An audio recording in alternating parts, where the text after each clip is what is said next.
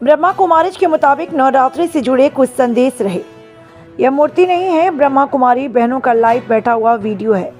नवरात्रि में मनोविकारों को जीतने का प्रयास करना चाहिए।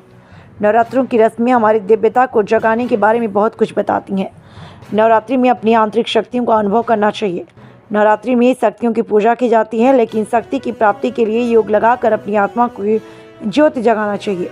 नवरात्रि में शक्तियों की तपस्विनी ब्रह्मचारिणी इत्यादि माना जाता है, लेकिन स्वयं केवल नवरात्रों में ही ब्रह्मचार्य का पालन करके फिर से पतित हो जाते हैं। नवरात्रि में शक्ति की 9 रूपों की पूजा की जाती है, जिसे नवदुर्गा या नवरात्रि कहते हैं। ब्रह्मा कुमारी के मुताबिक विवेक करने की शक्ति हमारी 5वीं आत्मा शक्ति है। वर्तमान समय स्वयं निराकार परमपिता परमात्मा इस कलयुग के घोर अंधकार में माताओं कन्याओं द्वारा सभी को ज्ञान देकर फिर से स्वर्ग की स्थापना कर रहे हैं।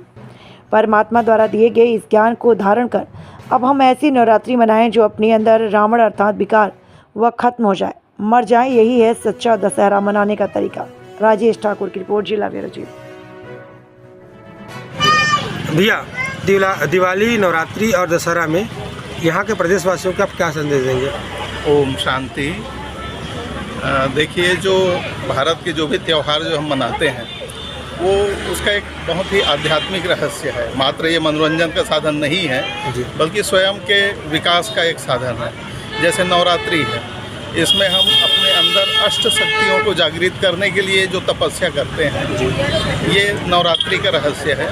और 9वें दिन फिर हम सिद्धिदात्री की आराधना करते हैं जी।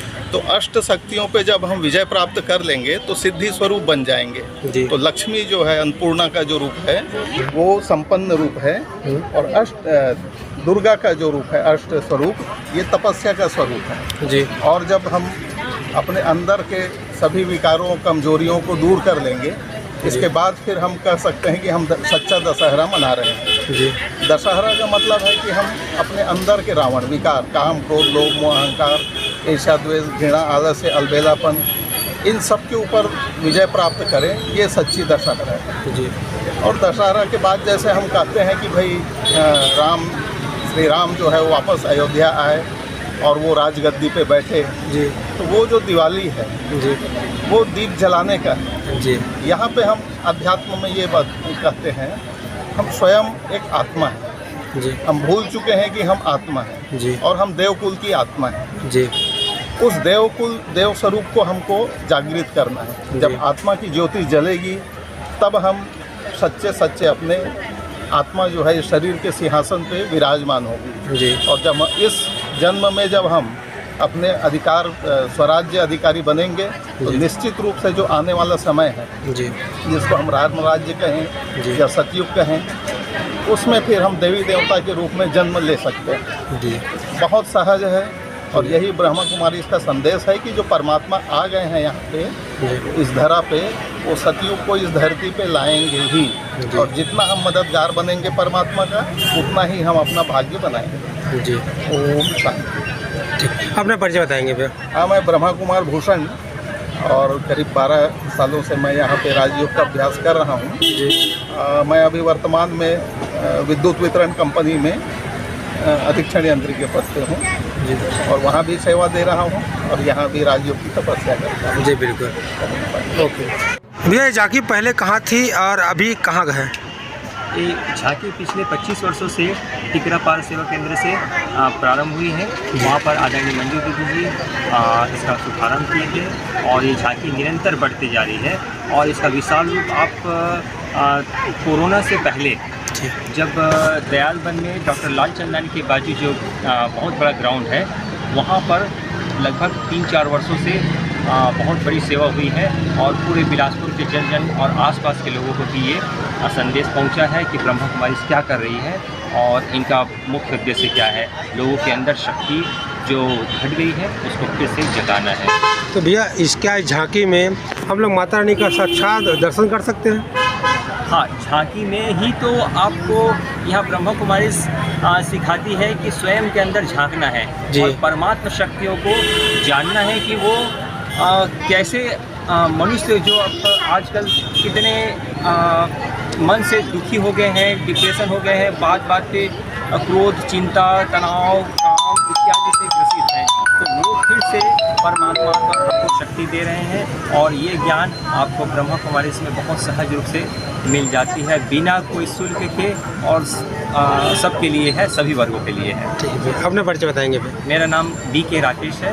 मैं भी लगभग 24 वर्षों से यहाँ जुड़ा हूँ और जिसका लाभ मुझे मिल रहा है। जी, ओके जी। दीदी बताएंगे नवरात्रि में उपलक्ष्य में आप प्रदेशवासियों को क्या संदेश देंगे?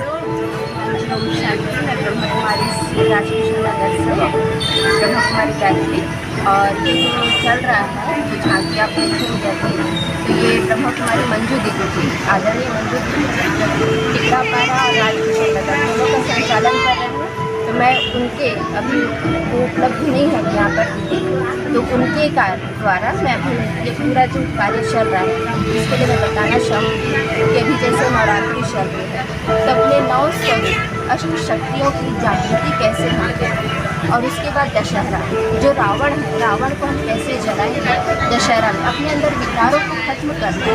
कि जब हमारे अंदर विकार खत्म होगा तो स्वतः घर घर में वो ज्योति जलेगी, दीपावली को मनाएंगे। तो मैं सभी प्रदेश का सभी जो बिलासपुर छत्तीसगढ़ वासी हैं उन सबसे अनुरोध करेंगे कि सभी अपने उस ज्योति को जागृत करें और अपनी जागृति के हिसाब से जैसे जैसे जागृति आती है उस जागृति के आधार से सभी की आत्मिक दृष्टि, और जो आज सब हिंसा हो रही है उस हिंसा को खत्म करने के लिए स्वयं के प्रति एक जागरूकता लाएं और हर एक के प्रति कार्य। जी, ये समिति का नाम क्या लिखते हैं दीदी? ब्रह्मा कुमारी टिकरापारा, राजकिशन नगर व हाँ ये दोनों।